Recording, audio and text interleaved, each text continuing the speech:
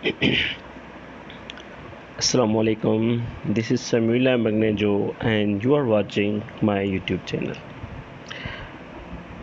Topic को start करने से पहले आपसे रिक्वेस्ट है कि अगर आपने चैनल को सब्सक्राइब नहीं किया तो प्लीज़ चैनल को सब्सक्राइब कर लें। जैसा कि आपको पता है कि हमने मॉक टेस्ट की एक सीरीज़ को स्टार्ट किया है जिसमें हमने ऑलरेडी एक मॉक टेस्ट ले ली है। उसके बाद नेक्स्ट मॉक टेस्ट जो होगी वो इंशाल्लाह संडे 30 को होगी। उस हवाले से आपने मुझे कहा कि वीडियोस की सूरत में या नोट्स की सूरत में आप हमें मटेरियल मुहैया करें। वीडियोस की सूरत में मैं इसलिए आपको बता रहा हूँ क्योंकि अगर आप नोट्स की सूरत में या MCQs की सूरत में आप पढ़ेंगे तो ये होगा कि वो एक आपको रट्टा भी कह सकते हैं कि रट्टा हो जाएगा, लेकिन अगर आप एक स्टोरी की तरह इसको समझेंगे सुनेंगे तो इंशाल्लाह आपको अच्छे तरीके से समझ में आ जाएगा। सो I will try my level best कि ये इंश्योर करूं कि आपको अच्छे तरीके से समझ आ जाए। तो आज हम स्टार्ट कर रहे हैं। जैसा कि आपको पता है कि नेक्स्ट टेस्ट जो होगी वो हमारी इस्लामियात के सब्जेक्ट्स में से होगी, तो उस हवाले से मैंने एक पूरा चैप्टर जो है वो आज मैं बना रहा हूँ आपके लिए ताकि आपको अच्छे तरीके से समझ आ जाए। स्टार्ट करने से पहले मैं आपको एक चीज़ बताता चलूँ कि इसको गौर से सुने, एक एक चीज़ को सुने और आप पेपर और पेन सामने रखें। जो चीज़ें जो इवेंट्स बताए जाएं तो उनमें से आप अपने MCQs भी खुद बना सकते हैं। So let's start. आज हमारा पहला लेक्चर है वो है सीरत तैयबा पे। अब सीरत तैयबा है क्या? सीरत से मुराद यानी सीरत की माने हुई तरीका या रास्ता, और तैयबा से मुराद पाक। सीरत तैयबा का जो डेफिनेशन है वो ये है कि आप सल्लल्लाहु अलैहि वसल्लम ने किस तरह अपनी ज़िंदगी बसर की, किस तरह आप सल्लल्लाहु अलैहि वसल्लम ने ज़िंदगी के मुख्तलिफ़ शोबात में कैसे उनको डील किया, किस तरह आप सल्लल्लाहु अलैहि वसल्लम ने हमारे लिए रहनुमाई फरमाई, किस तरह सियासी और मुआशरती मामलात को डील किया। ये पूरी ज़िंदगी आप सल्लल्लाहु अलैहि वसल्लम ने जो बसर की, उनमें जो आप सल्लल्लाहु अलैहि वसल्लम ने जो किया उसको हम सीरत तैयबा कहते हैं। तो इस हवाले से हम इंशाल्लाह आज के टॉपिक में पढ़ेंगे collective and proper way of the life according to the teachings of Holy Prophet सल्लल्लाहु अलैहि वसल्लम। जो मैंने आपको बताया कि ज़िंदगी गुजारने का जो आप सल्लल्लाहु अलैहि वसल्लम ने जिस तरह आप सल्लल्लाहु अलैहि वसल्लम ने ज़िंदगी बसर की, जो हमारे लिए एग्जाम्पल्स सेट किए, तो वो उस सारी चीज़ों को हम सीरत तैयबा कहते हैं। इस सीरत तैयबा के सब टॉपिक्स हैं। उनमें से एक नंबर 1 पे है आपका मुआख़ात। मुआख़ात क्या है वो हम सीखेंगे। उसके बाद मस्जिद नबवी की तामीर, उसके अलावा मीसाक मदीना, ग़ज़वा बदर, ग़ज़वा उहद और ग़ज़वा खंदक। सबसे पहले मुआख़ात। मुआख़ात है क्या? बेसिकली मुआख़ात जो है वो एक अरबी का लफ्ज़ है जिसकी माने है भाईचारा, ब्रदरहुड।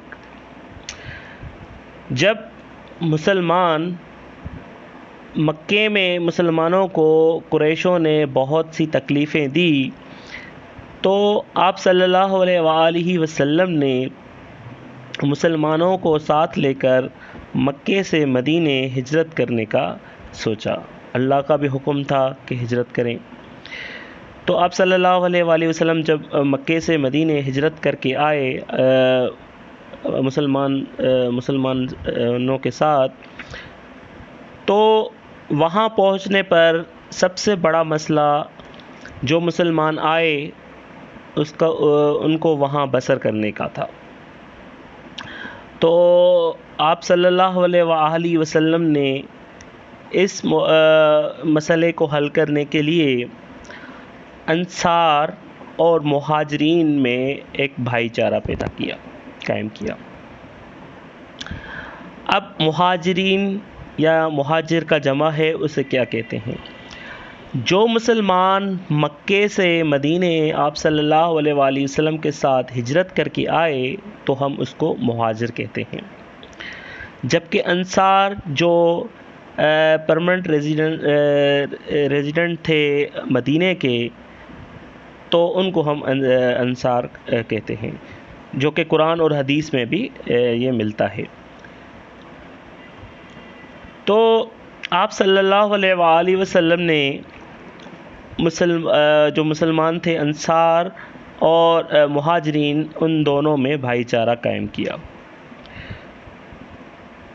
جیسا کہ مہاجرین جو مہاجر تھے جو آپ صلی اللہ علیہ وسلم کے ساتھ آئے، وہ جو تھے وہ بزنس جانتے تھے، جو بزنس مین تھے وہ ٹریڈ کرتے تھے. جبکہ انصار جو تھے وہ کھیتی باڑی کرتے تھے. تو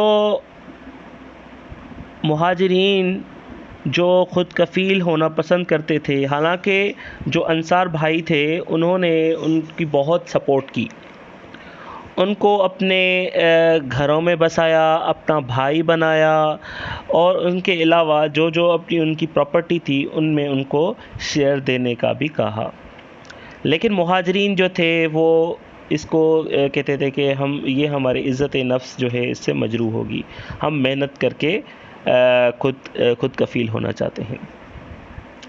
تو کیا ہوا کہ جو انصار تھے وہ کھیتی باڑی کرتے تھے تو وہ ان کاموں میں لگ گئے، جبکہ مہاجرین جو تھے وہ ٹریڈ جانتے تھے تو وہ انہوں نے ان کی جو چیزیں وہ کھیتی باڑی کر کے وہ جو اناج تھا ان کو وہ ٹریڈ کرتے تھے، یعنی ان دونوں میں ایک کوآپریشن بن گیا. تو اس طرح آپ صلی اللہ علیہ وسلم کی جو مصلحت کے ساتھ یہ دونوں انصار مہاجرین ایک ساتھ بھائی ہو گئے، اور وہ ایک ساتھ رہ کر ایک دوسرے کی مدد کرنے لگے. انصاروں نے ٹریڈ سیکھا مہاجرین سے، اور مہاجرین نے بھی ہارویسٹنگ کھیتی باڑی بھی ان سے سیکھ لی. ہولی پروفٹ صلی اللہ علیہ وآلہ وسلم نے حضرت عبد الرحمن بن عوف، جو کہ ایک مہاجر تھا رضی اللہ تعالیٰ عنہ، حضرت عبد الرحمن بن عوف رضی اللہ تعالیٰ عنہ ایک مہاجر تھا، اس کو حضرت سعد بن ربی ابصاری لکھ گیا، انصاری ہے، انصاری کو بھائی بنایا، ایک دوسرے کا وہ بھائی بنا دیا. حضرت سعد بن ربی انصاری جو تھا بہت مالدار شخص تھا. اس نے آفر کی حضرت عبد الرحمن بن عوف کو کہ میں آپ کو اپنی ملکیت دولت سے آپ کو آدھا دیتا ہوں. لیکن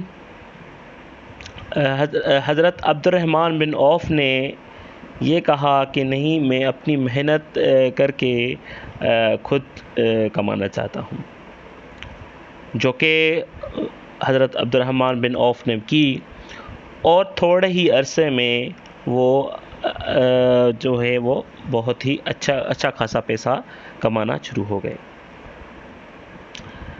اتنا کمایا کہ ان کا بزنس جو تھا 700 اونٹوں پہ مشتمل ہونے لگا. یعنی وہ بزنس کرتے تھے اونٹ، کیونکہ جو ایکسچینج ہوتی تھی اونٹوں کی صورت میں بھی ہوتی تھی، کبھی کسی اشرفیوں کی صورت میں بھی ہوتی تھی، یا اسی طرح جو منی ایکسچینج تھی وہ بھی ہوتی تھی، یا جو گڈس کے بدلے گڈس کی صورت میں بھی ہوتی تھی.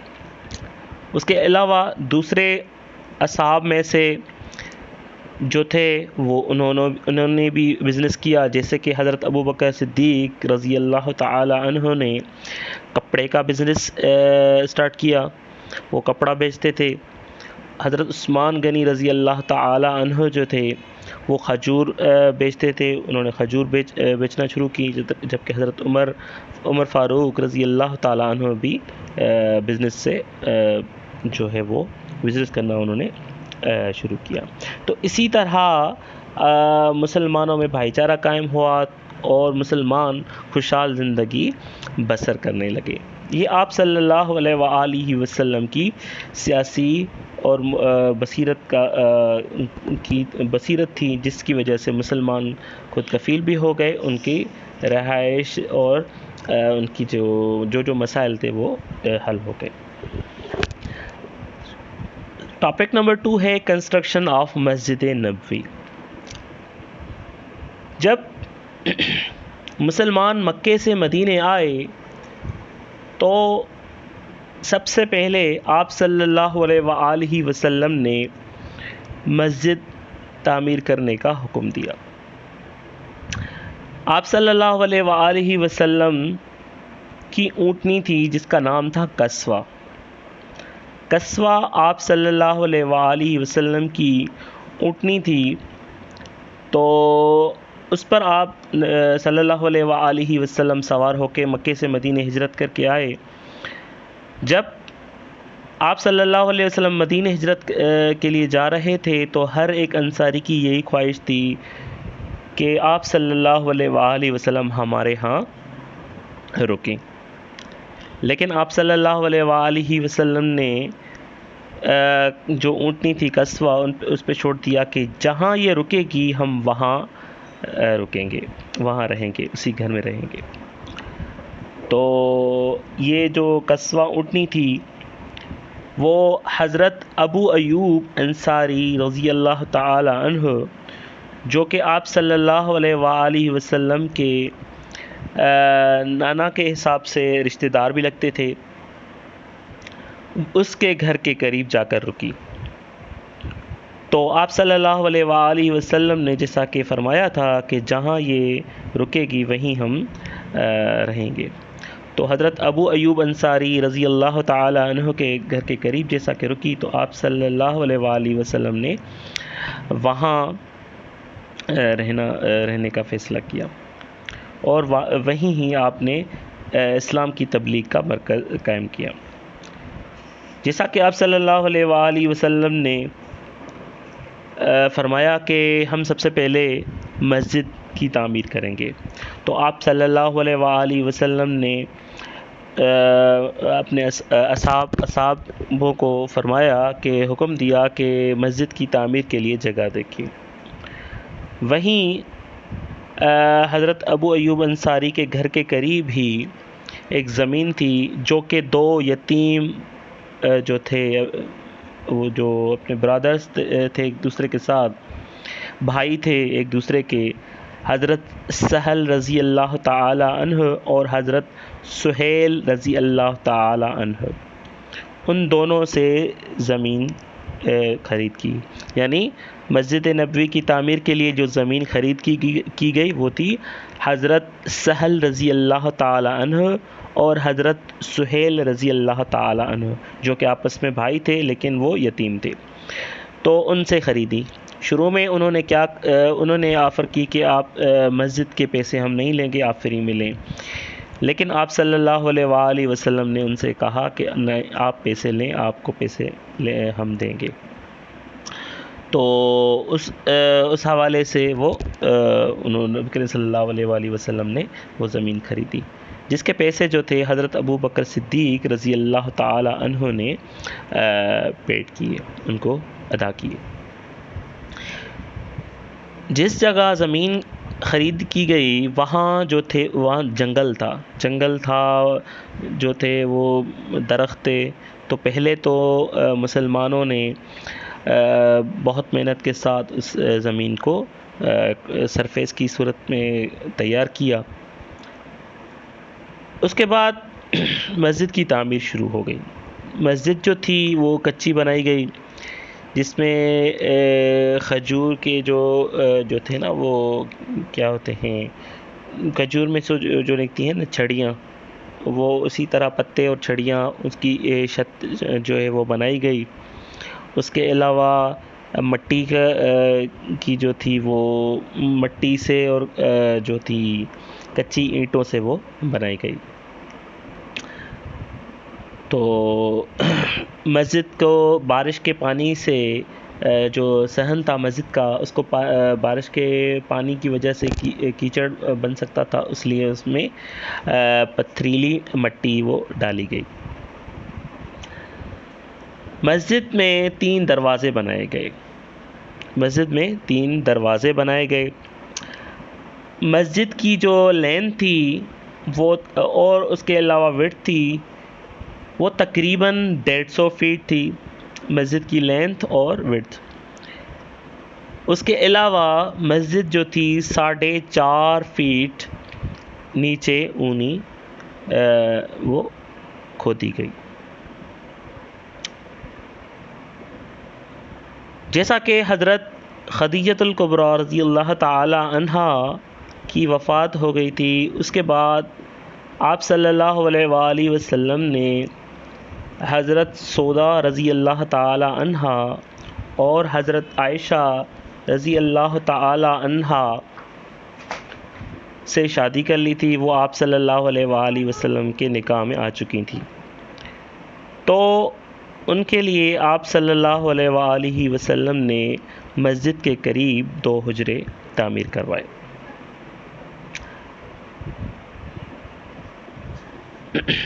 تو اس کے بعد جو اصحاب تھے تو اصحاب اکرام کے لیے آپ صلی اللہ علیہ وآلہ وسلم نے مسجد کے ایک حصے میں جسے ایک کچی جگہ بنائی جسے کہتے عربی میں کہا جاتا ہے صفا، وہ بنائی. وہ اصحابوں کے لیے مختص کی گئی کہ وہاں اصحاب اکرام وہاں رہیں گے. تو بعد میں جیسا کہ وہ صفا جو تھی وہ کچی جگہ جو پتوں درختوں کے جو تھے پیڑوں سے وہ بنائی گئی، پیڑوں کو کاٹ کے بنائی، تو اس کو عربی میں صفا کہتے ہیں. جیسا کہ وہ اصحابوں کے لیے بنائی گئی تو وہ بعد میں اصحاب صفا کہلائی گئی، یعنی وہ اصحاب وہاں رہتے تھے. مسجد نبوی جو تھی صرف اور صرف عبادت کی جگہ نہ تھی، اس میں آپ صلی اللہ علیہ وآلہ وسلم سیاسی معاملات، اس کے علاوہ سماجی معاملات، معاشرتی جو مسائل تھے وہ بھی آپ صلی اللہ علیہ وآلہ وسلم وہاں مسجد میں حل کیا کرتے تھے.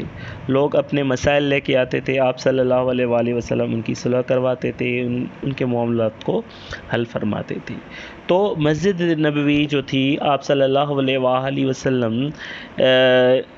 نے جو تعمیر کروائی وہ مسلمانوں کے ساتھ ساتھ جو وہ لوگ تھے ان کے لیے ایک بڑا ہی جو سالوشن والی جگہ بھی بن گئی جہاں ان کے مسائل کو حل کیا جاتا تھا. میثاق مدینہ. میثاق مدینہ کیا ہے؟ میثاق کی معنی ہے معاہدہ، پیکٹ. میثاق مدینہ یعنی وہ معاہدہ جو آپ صلی اللہ علیہ وآلہ وسلم نے یہودیوں اور مسلمانوں کے درمیان کیا. کیوں کیا؟ مدینے میں جب آپ صلی اللہ علیہ وآلہ وسلم تشریف فرما تھے تو وہاں انصار کے 2 قبائل تھے، اوس اور خزرج.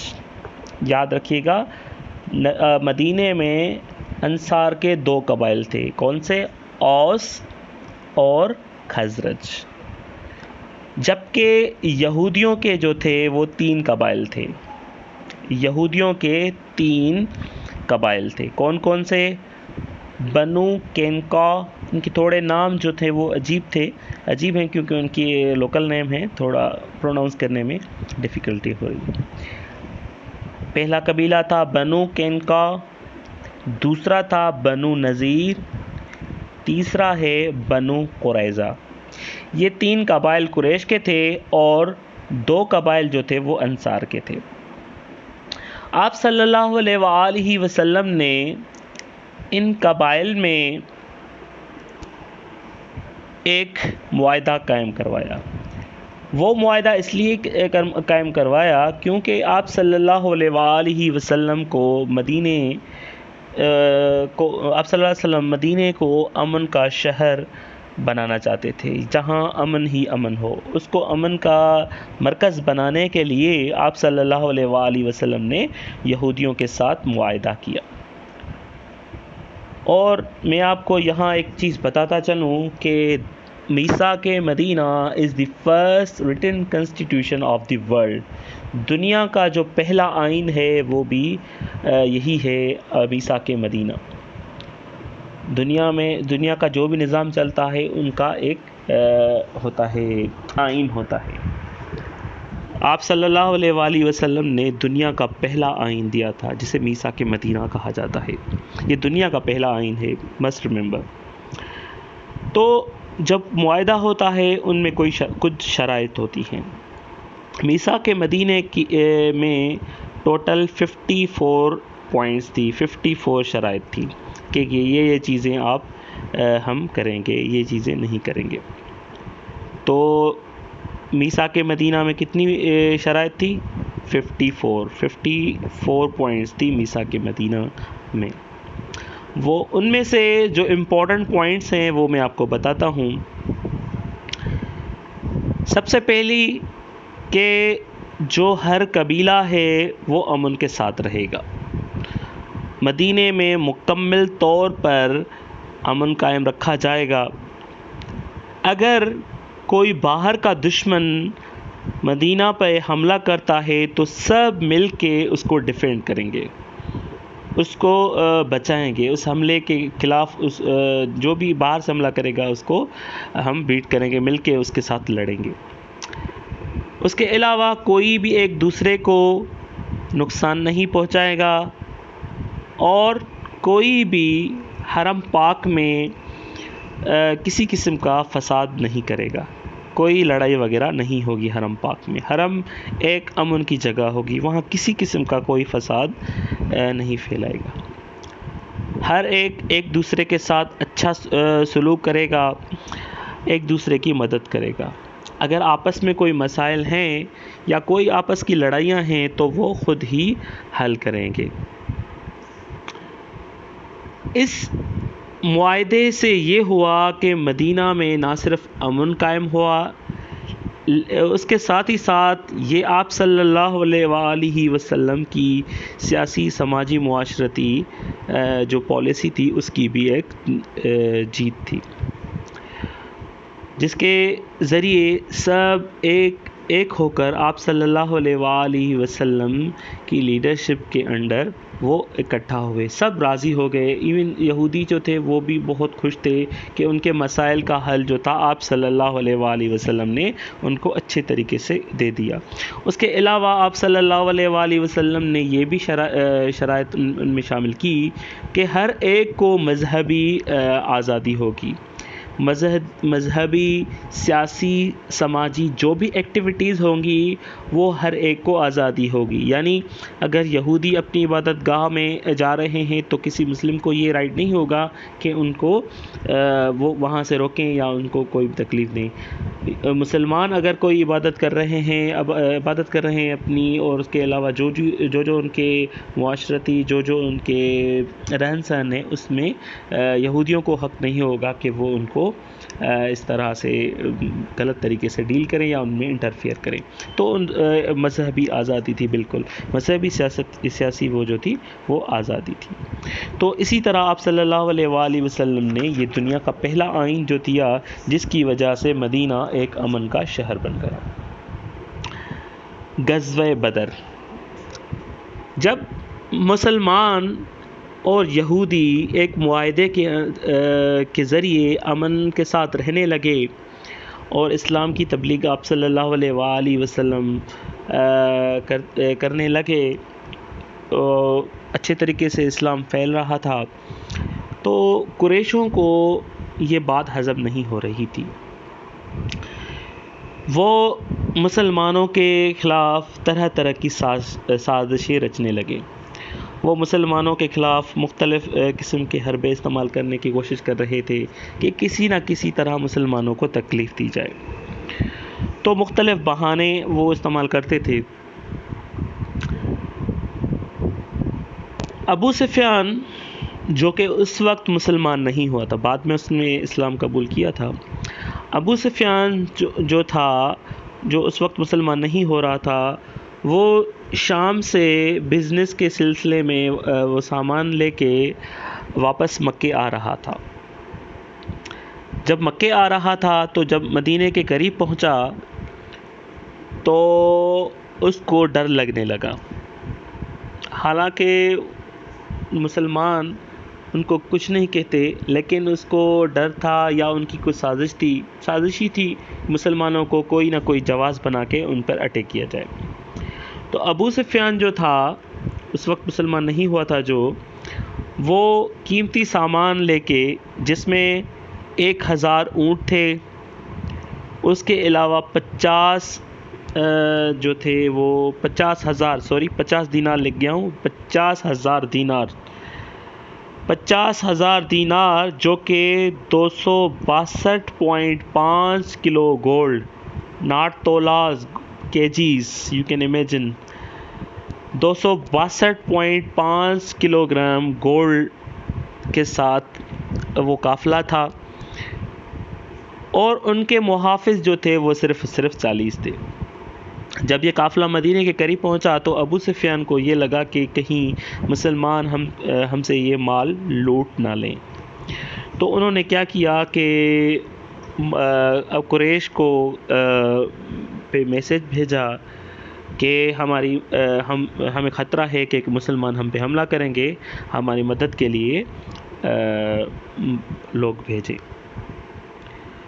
تو وہاں سے ابو جہل کی لیڈرشپ میں، ابو جہل جو رشتے میں آپ صلی اللہ علیہ وسلم کا چچا تھا، لیکن وہ ایمان نہیں لایا تھا، آخر تک وہ ایمان نہیں لایا تھا، تو وہ کافر ہی رہا. ابو جہل کی لیڈرشپ میں جو تھا وہ 1000 جو تھے وہ ان کے قریشوں کے سولجرز کا قافلہ انہوں نے تیار کیا، جس میں 100 گھوڑے، 60 آرمرز جو ہوتی ہیں نا، وہ پہلے جنگیں ہوتی تھیں تلواروں کے ساتھ، تو سینے پہ باندھتے تھے نا، تاکہ لوہے کی ہوتی تھی، تاکہ تلوار وغیرہ کا زخم نہ لگے تو اس میں ڈیفینڈ کیا جائے. تو 600 آرمرز تھیں اور کافی سارے اونٹ تھے، ہنڈریڈس آف کیملز ان کے پاس تھے. تو یہ قافلہ ابو جہل کی لیڈرشپ میں نکلا. جبکہ مسلمانوں کی تعداد جو تھی وہ 313 تھی. یاد رکھیے گا، 1000 قریش تھے جبکہ مسلمان 313 تھے، جس میں 84 مہاجرین تھے اور 229 انصار تھے. 84 مہاجرین اور 229 جو تھے وہ انصار تھے. جبکہ اس قافلے کی لیڈرشپ کون کر رہا تھا؟ آپ صلی اللہ علیہ وآلہ وسلم کرتے. مسلمان تعداد میں بھی کم تھے اور اس کے علاوہ مسلمانوں کے پاس جنگی ساز و سامان بھی نہ ہونے کے برابر تھا، جس میں 6 تلواریں تھیں، 2 آرمرز تھیں، 70 جو تھے وہ اونٹ تھے اور 2 گھوڑے تھے.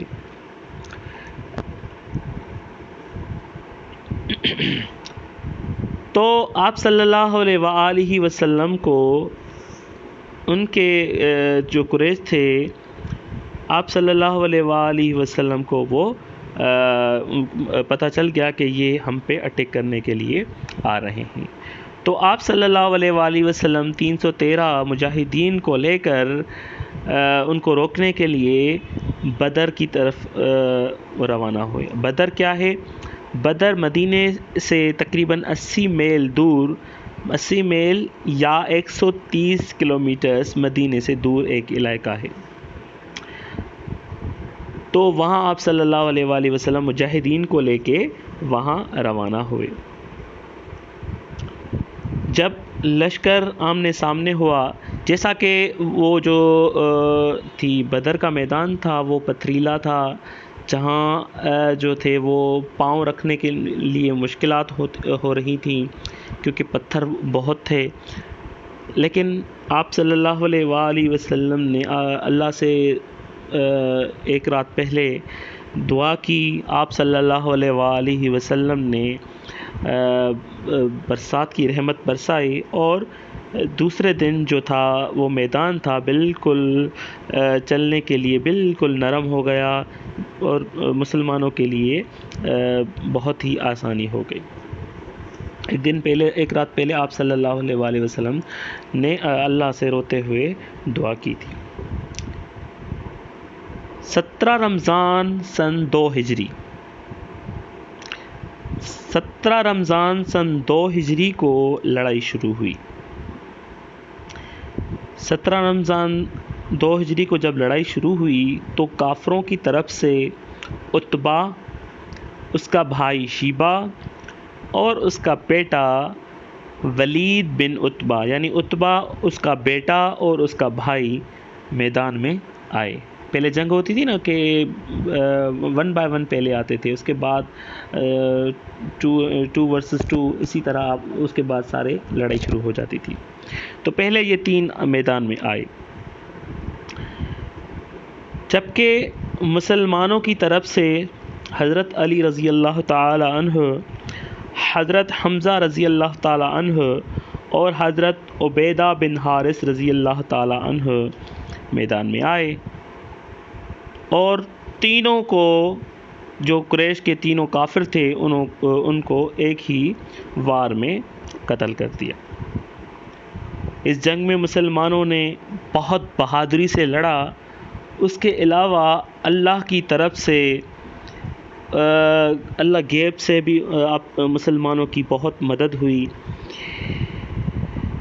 اور کافر جو تھے وہ بہت بری طرح پیٹ رہے تھے۔ اس جنگ کے دوران کافروں کا جو لیڈر تھا ابو جہل، وہ 2 چھوٹے بھائی حضرت معاذ رضی اللہ تعالی عنہ اور حضرت معوذ رضی اللہ تعالی عنہ کے ہاتھوں قتل ہوئے۔ حالانکہ یہ چھوٹے تھے، ان کو جنگ میں نہیں لے کے جا رہے تھے کہ آپ چھوٹے ہو، لیکن انہوں نے کہا کہ نہیں، ہم دیکھیں گے کہ یہ ابو جہل کون سا ہے، ہم دیکھیں گے۔ وہ اس لیے لیکن ان کے دل میں ارادہ تھا کہ یہ دشمن اسلام نمبر 1 ہے، تو اس کو ہم قتل کریں گے۔ تو وہ حالانکہ چھوٹے تھے، اللہ کی قدرت ان چھوٹے بچوں سے، جو ابو جہل جو کافروں کا لیڈر تھا، ان کو ان 2 چھوٹے بچوں سے قتل کروایا۔ حضرت معاذ اور حضرت معوذ رضی اللہ تعالیٰ عنہ نے ابو جہل کو قتل کر دیا۔ اس جنگ میں کفار کا بہت نقصان ہوا، جس میں 70 کے قریب ان کے جو تھے وہ سپہ سالار تھے وہ قتل ہو گئے، 70 جو تھے وہ گرفتار ہو گئے، اور باقی جو تھے وہ دم دبا کے بھاگ گئے۔ آپ صلی اللہ علیہ وآلہ وسلم نے جو قیدی تھے ان کے ساتھ اچھا روا رکھنے کا حکم دیا، کہ تاکہ ان کے ساتھ اچھا سلوک رکھیں۔ آپ اصحابوں کو حکم دیا کہ ان کے ساتھ اچھا سلوک رکھیں۔ کچھ جو تھے ان کو آپ صلی اللہ علیہ وآلہ وسلم نے کچھ ہدیے پہ چھوڑ دیا، جو کہ اس وقت کا سسٹم تھا، اگر وہ قیدی آئے کو کچھ رقم یا کچھ اماؤنٹ جو تھا ان کی دے کر وہ رہا ہو سکتا تھا۔ کچھ کو آپ صلی اللہ علیہ وآلہ وسلم نے ایسے چھوڑ دیا کیونکہ وہ ضعیف تھے یا کچھ اسی طرح، اور باقی جو بچے ان کو یہ کہا کہ آپ میں سے جو بھی 10 مسلمانوں کے بچوں کو پڑھنا لکھنا سکھائے گا وہ آزاد ہے۔ یہاں ایک چیز آپ نوٹ کر لیں کہ آپ صلی اللہ علیہ وآلہ وسلم نے ہمارے لیے کیا ایگزامپل سیٹ کیا، امپورٹنس آف ایجوکیشن۔ آپ صلی اللہ علیہ وآلہ وسلم کے اس عمل سے آپ یہ اندازہ لگا سکتے ہیں کہ آپ صلی اللہ علیہ وآلہ وسلم نے کس طرح تعلیم کی اہمیت کو اجاگر کیا کہ جو بھی 10 مسلمانوں کے بچوں کو پڑھائے گا وہ آزاد ہوگا۔ تو اس جنگ میں جو تھا وہ کافروں کو بہت اچھی طرح شکست ہوئی، ان کے بڑے بڑے سپہ سالار جو تھے وہ اس جنگ میں ہلاک ہو گئے، جبکہ مسلمانوں میں سے 14 مسلمان شہید ہو گئے، جن میں سے 6 مہاجر جو بھائی تھے، وہ مہاجرین ہمارے بھائی وہ شہید ہو گئے، جبکہ 8 انصار جو تھے وہ شہید ہو گئے۔ 14 شہادتوں میں سے 6 مہاجر تھے اور 8 انصار تھے۔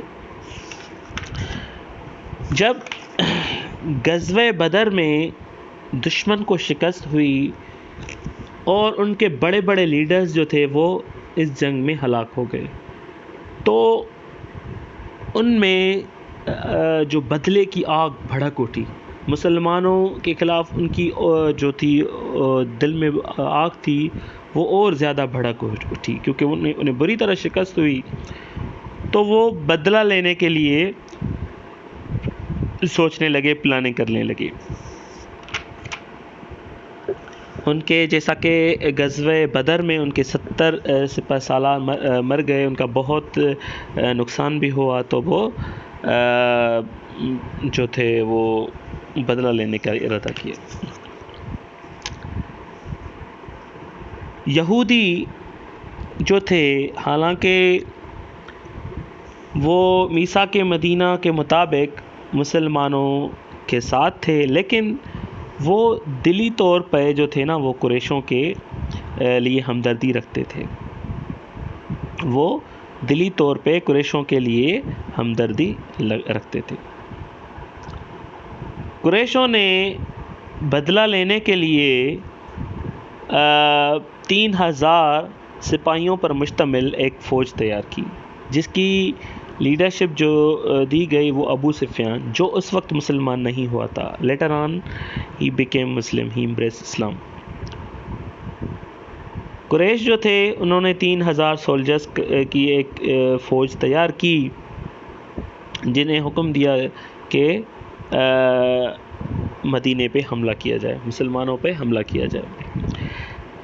ان میں 200 گھوڑے بھی ان کے ساتھ تھے، 3000 اونٹ تھے، 200 گھوڑے، 3000 اونٹ وہ جو تھے ان کے ساتھ تھے۔ اس کے علاوہ جنگی ساز و سامان مکمل طور پہ ان کے ہاتھ میں تھا۔ مسلمان جو تھے وہ 1000 کی تعداد میں تھے۔ مسلمانوں کی جو پہلے انیشلی تعداد تھی، جو مسلمانوں کی آرمی تھی، کیونکہ میثاق مدینہ کے مطابق یہود اور مسلمان دونوں ڈیفینڈ کریں گے مدینے کو اگر باہر سے کوئی دشمن حملہ کرتا ہے تو۔ پہلے جو ٹوٹل آرمی بنائی گئی مسلمانوں کی طرف سے وہ 1000 سپاہیوں پر مشتمل تھی، لیکن جو یہودیوں کا ایک لیڈر تھا جس کا نام تھا عبداللہ بن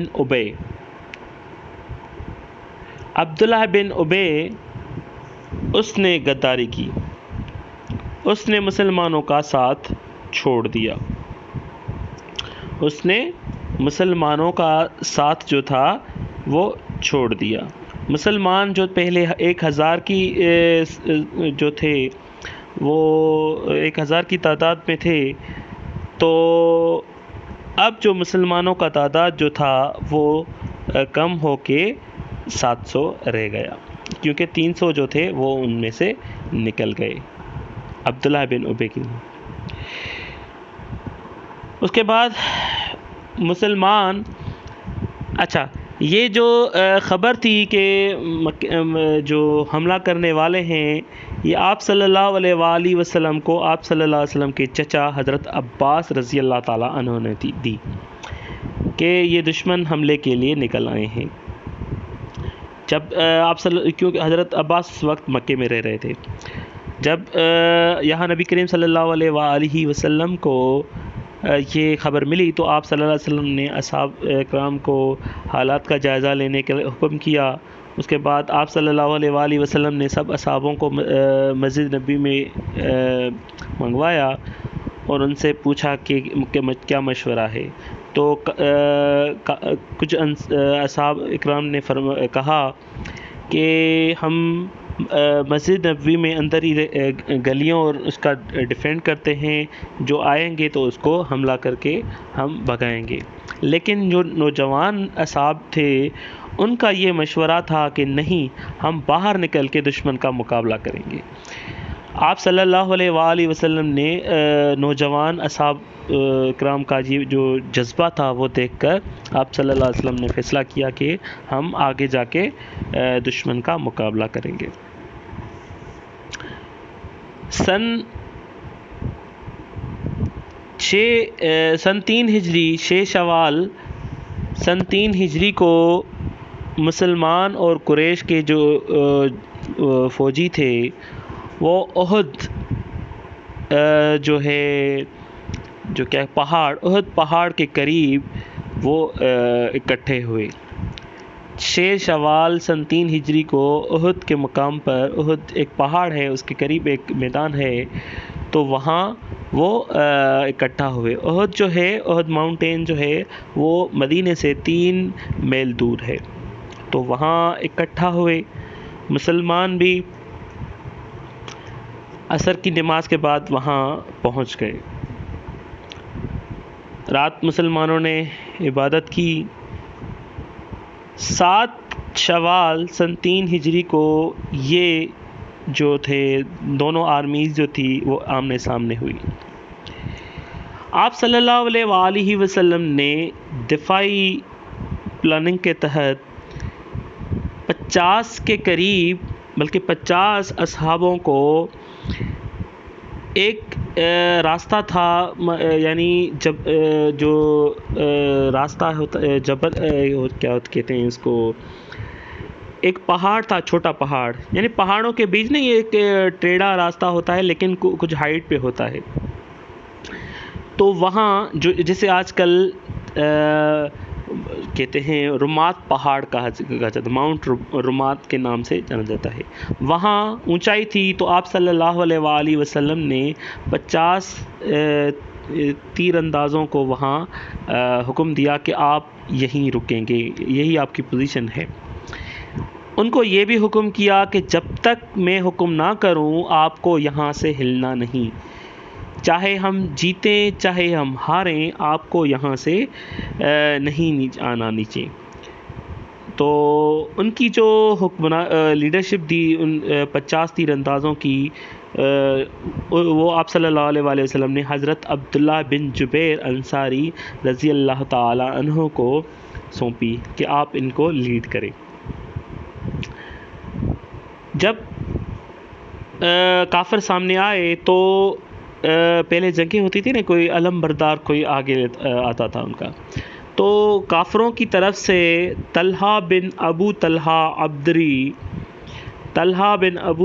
عبدری جھنڈا لے کے آگے بڑھے، جبکہ مسلمانوں کی طرف سے حضرت مصعب بن عمیر رضی اللہ تعالی عنہ نے مسلمانوں کی آرمی کا جھنڈا ہاتھ میں تھمایا. اب سامنے جنگ شروع ہو گئی. کافروں کے علمبردار طلحہ بن ابی طلحہ عبدری نے جنگ کے لیے للکارا، تو سامنے حضرت زبیر بن عوام رضی اللہ تعالی عنہ جو تھے وہ آگے بڑھے اور ایک ہی وار میں اس کو ہلاک کر دیا. حضرت زبیر بن عوام رضی اللہ تعالی عنہ نے ایک ہی وار میں پلک جھپکتے اس کو قتل کر دیا.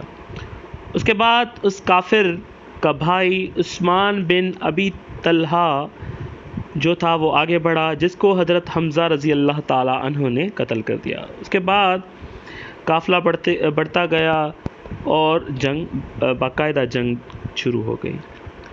مسلمانوں کی طرف سے حضرت علی رضی اللہ تعالی عنہ، حضرت حمزہ رضی اللہ تعالی عنہ، حضرت زبیر رضی اللہ تعالی عنہ، حضرت ابو دجانہ رضی اللہ تعالی عنہ اور حضرت ابو طلحہ انصاری رضی اللہ تعالی عنہ بہت بہادری سے لڑے۔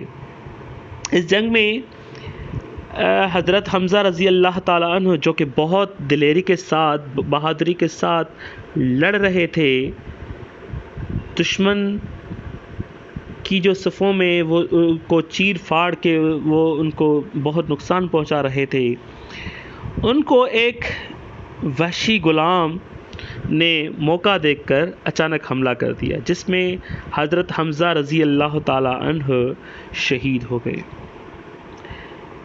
مسلمان لگاتار دشمن پہ حملہ کرتے رہے۔ آپ صلی اللہ علیہ وآلہ وسلم کی بہترین حکمت عملی اور آپ صلی اللہ علیہ وآلہ وسلم کی جو احکامات تھے ان کو عمل کرتے ہوئے جو تھے وہ بہت اچھا خاصا نقصان پہنچایا مسلمانوں نے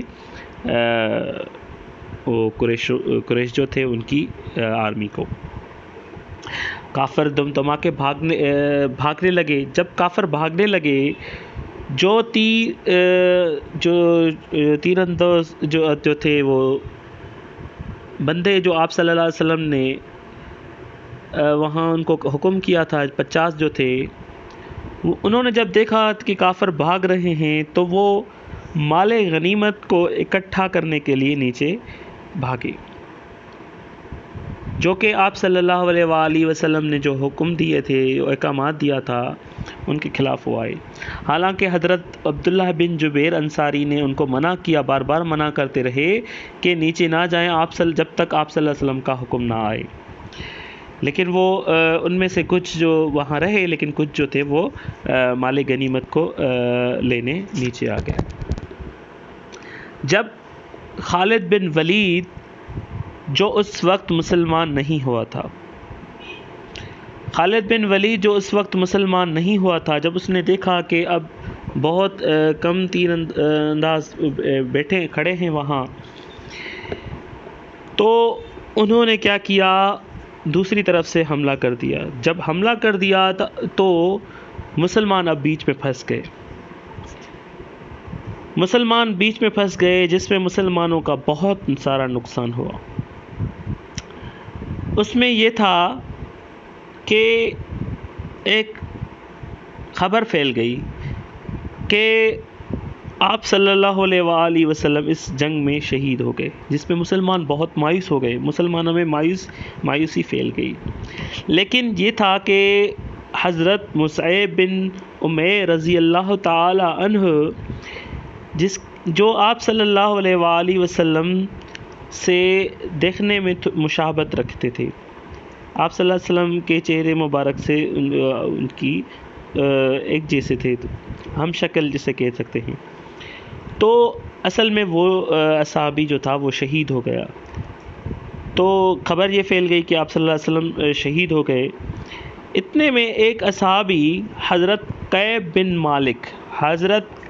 بن مالک رضی اللہ تعالی عنہ نے اچانک مسلمانوں کو خبر دی کہ نہیں، آپ صلی اللہ علیہ وسلم زندہ ہیں، اور جو ہے وہ شہید جو ہوا ہے وہ حضرت مصعب بن عمیر ہوا۔ یہ سن کر مسلمانوں میں ایک نئی طاقت آ گئی، نیا جذبہ آ گیا۔ مسلمان اصحاب جو تھے وہ آپ صلی اللہ علیہ وسلم کے گرد گھیرا بنا کے کھڑے ہو گئے، اور آپ صلی اللہ علیہ وسلم کو جو تھے وہ دشمن کے حملے سے بچاتے رہے۔ آپ صلی اللہ علیہ وسلم کے لیے ایک ڈھال بن کے آئے، جس میں حضرت ابو طلحہ رضی اللہ تعالیٰ عنہ نے بہت آپ صلی اللہ علیہ وسلم کا دفاع کیا۔ اس میں حضرت سعد بن ابی وقاص رضی اللہ تعالیٰ عنہ جو بہت بڑا مشہور تیرکش تھا، حضرت سعد بن ابی وقاص، اس نے آپ صلی اللہ علیہ وسلم کے آگے جو یہ فرمایا کہ اے میرے پیارے یا رسول اللہ، آپ پہ میری ماں باپ قربان، میں آپ کے لیے اپنی جان دے دوں گا، اپنی سب کچھ قربان کر دوں گا، لیکن آپ کو کچھ نہیں ہونے دوں گا۔ اس جنگ میں جو تھا آپ صلی اللہ علیہ وآلہ وسلم کا ایک دانت مبارک جو تھا وہ شہید ہو گیا، اس کو تکلیف پہنچی، جو مسلمانوں نے تھوڑی غلطی ہو گئی، جو اوپر سے نیچے آ گئے، جس کی وجہ سے یہ مسلمانوں کو نقصان ہو گیا۔ اس جنگ میں نہ صرف مسلمانوں بلکہ جو عورتیں، مسلمان مردوں بلکہ عورتوں نے بھی بہت اچھا پارٹیسپیٹ کیا، جس میں حضرت ام عمارہ رضی اللہ تعالی عنہ نے آپ صلی اللہ علیہ وسلم کی بہت حفاظت کی، جس کو 12 زخم بھی رسید ہوئے، یعنی حضرت ام عمارہ رضی اللہ تعالیٰ عنہ کو 12 زخم بھی لگے، جو آپ صلی اللہ علیہ وسلم کی حفاظت کرتی رہی۔ اس کے علاوہ حضرت عائشہ رضی اللہ تعالیٰ عنہ، حضرت ام سلیت رضی اللہ تعالیٰ عنہ، حضرت ام ایمن رضی اللہ تعالیٰ عنہ اور حضرت ام سلیم رضی اللہ تعالیٰ عنہ زخمیوں کو پانی پلاتی رہیں، یعنی مسلمانوں کی عورتوں نے بھی بہت بڑا اچھا پارٹیسپیٹ کیا۔ تو یہ دوسری غزوہ تھی۔ اچھا، میں امپورٹنٹ پوائنٹ، غزوہ آپ کو پتہ ہونا چاہیے، غزوہ کسے کہتے ہیں؟ غزوہ اسے کہتے ہیں جس میں آپ صلی اللہ علیہ وآلہ وسلم نے پریکٹیکلی پارٹیسپیٹ کیا۔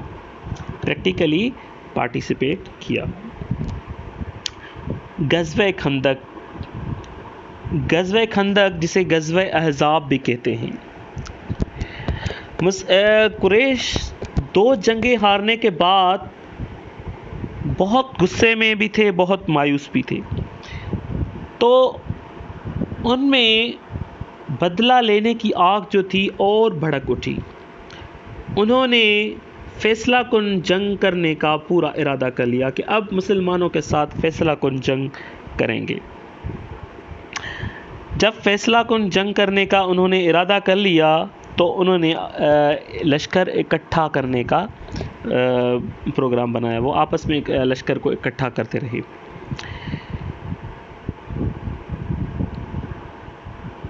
جب لشکر اکٹھا کرتے کرتے ان کا لشکر جو تھا وہ بڑھتا گیا، بڑھتے بڑھتے جو تھے وہ 4000 کا لشکر انہوں نے تیار کر لیا۔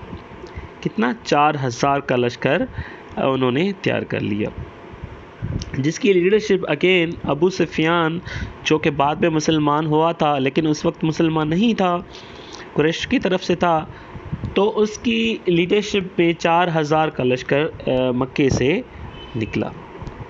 جب وہ مکے سے نکلا تو آگے ان کو دوسرے جو تھے، وہ ان کے ساتھی جو تھے، وہ اتحادی جو تھے، انہوں نے بھی ان کو جوائن کیا۔ جو پہلے 4000 کا جب نکلا 4000 کا تھا، تو بڑھتے بڑھتے وہ 10,000 تک وہ پہنچ گیا، کیونکہ راستے میں ان کے اتحادی جو تھے وہ انہوں نے جوائن کیا۔ جب آپ صلی اللہ علیہ وآلہ وسلم کو یہ خبر ملی کہ کافر جو ہیں وہ حملے کے ارادے سے اب نکلے ہیں، اب حملہ کرنے والے ہیں، تو آپ صلی اللہ علیہ وآلہ وسلم نے اصحاب اکرام سے مشورہ کیا، جس میں حضرت سلمان فارسی رضی اللہ تعالی عنہ نے مشورہ دیا کہ مدینے کی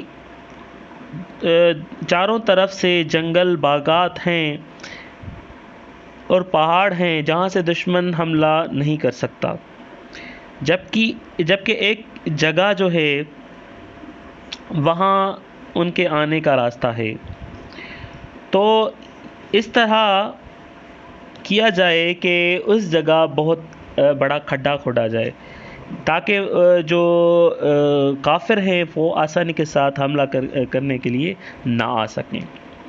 تو آپ صلی اللہ علیہ وآلہ وسلم نے کو یہ مشورہ بہت اچھا لگا، تو آپ صلی اللہ علیہ وآلہ وسلم نے اس کی منظوری دے دی۔ جس علاقے میں جو کھڈا کھودا گیا تو وہ مدینے سے 3 میل دور تھا۔ اب 3000 مجاہدین کو اس طرح ڈیوائیڈ کیا گیا کہ 10-10 کا ایک جتھا بنایا گیا، 10-10 کا ایک ٹولہ بنایا گیا۔ ان کو یہ حکم دیا گیا کہ آپ کو 10-10 گز جو ہے وہ کھڈا کھودنا ہے۔ اب مسلمان جو ایمان کے جذبے سے سرشار تھے انہوں نے کھود دیا. جب وہ کھڈا کھود گیا تو مسلمان جو تھے سپاہی مجاہدین جو تھے وہ ان کے مورچے بنا کر وہاں آس پاس جو تھا وہ ان کو آپ صلی اللہ علیہ وآلہ وسلم نے مقرر کر دیا. جب کافر آئے ان کو یہ پتہ نہیں تھا کہ مسلمانوں کی یہ پلاننگ ہے، یہ ہمارے لیے ہے، تو وہ پریشان بھی ہو گئے. کافر جو تھے وہ بڑے بڑے کا جرنیل تھے جو انہوں نے بہت کوشش کی کہ کسی طرح اس کو پار کیا جائے، لیکن وہ پار نہیں کر سکے. کسی طرح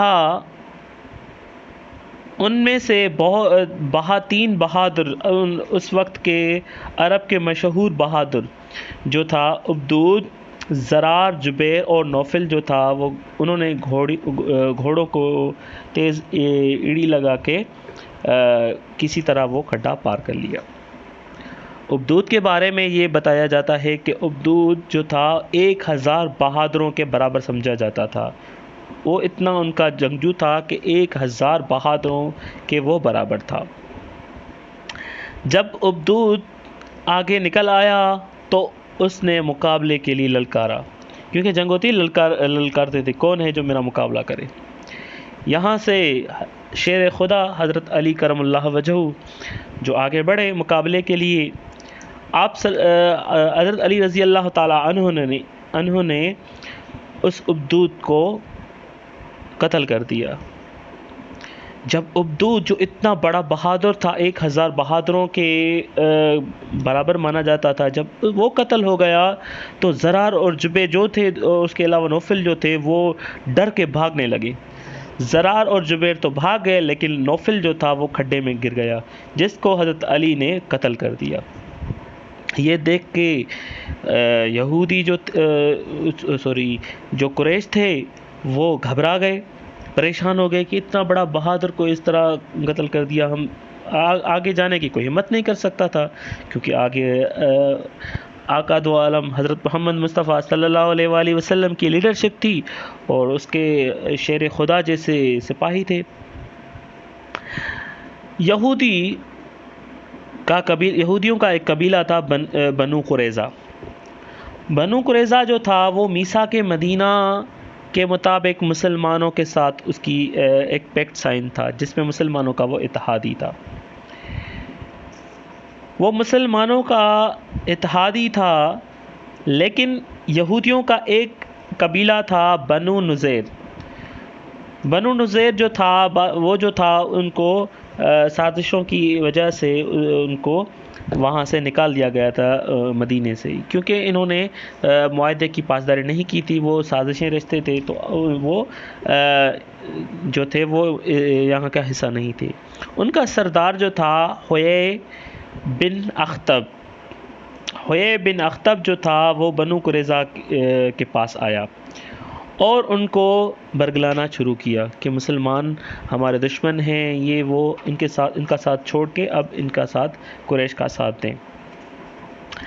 جس میں وہ کامیاب ہو گیا کہ ان کو مسلمانوں کے خلاف بھڑکا کر مسلمانوں کے خلاف کر دیا. اور وہ یہودی جو تھے وہ مسلمانوں کے، کیونکہ وہ مسلمانوں کے قریب ہی رہتے تھے، تو قریش جو تھے باہر سے حملہ کرنے آ رہے تھے، تو مسلمانوں کے لیے تو وہی ایک دشمن تھا، لیکن یہاں اندر ہی اندر ایک اور دشمن پیدا ہو گیا. وہ مسلمانوں کے قلعے پر حملہ کرنے کا سوچ رہے تھے. جو مسلمانوں کے اس قلعے پر حملہ کرنے کا سوچ رہے تھے، جس میں مسلمان عورتیں اور بچے جو تھے وہ محفوظ تھے. یہودی صورتحال کا جائزہ لینے وہ قلعے کے قریب آ گیا، کیونکہ ظاہر میں تو وہ مسلمانوں کے تحت ہی تھا، لیکن حضرت محمد مصطفیٰ صلی اللہ علیہ وآلہ وسلم کی پھوپھی حضرت صفیہ رضی اللہ تعالی عنہا، انہوں نے یہ سارا کچھ دیکھ لیا. انہوں نے جب دیکھ لیا تو انہوں نے کیا کیا، ایک بڑا سمجھدارانہ عمل کیا. کیا کہ جو کافر آیا یہودیوں کا قریشوں کا ساتھی جائزہ لینے کے لیے، بی بی صاحبہ نے ان پر حملہ کر کے اس کو مار کے اس کا سر جو ہے وہ نیچے پھینک دیا۔ جب نیچے پھینک دیا یہودیوں کی طرف، تو اس کی حضرت صفیہ رضی اللہ تعالی عنہ کی عقل مندی کی وجہ سے یہودی خوف میں مبتلا ہو گئے۔ انہوں نے سمجھا کہ نہیں، مسلمانوں مجاہدین کی تعداد بہت بڑی تعداد تو قلعے کے اندر بھی ہے۔ یہ ایک جو دانشمندانہ عمل کی وجہ سے یہودی جو تھے وہ گھبرا گئے کہ نہیں، یہاں تو مسلمان اندر بھی بہت ہیں۔ تو وہ ان کو جرأت نہ ہوئی کہ حملہ کریں، کیونکہ انہوں نے سوچا کہ نہیں، بڑی تعداد ہے، اگر ہم حملہ کریں گے تو ہم مارے جائیں گے۔ تو وہ انہوں نے جرأت نہیں کی حملہ کرنے کے لیے۔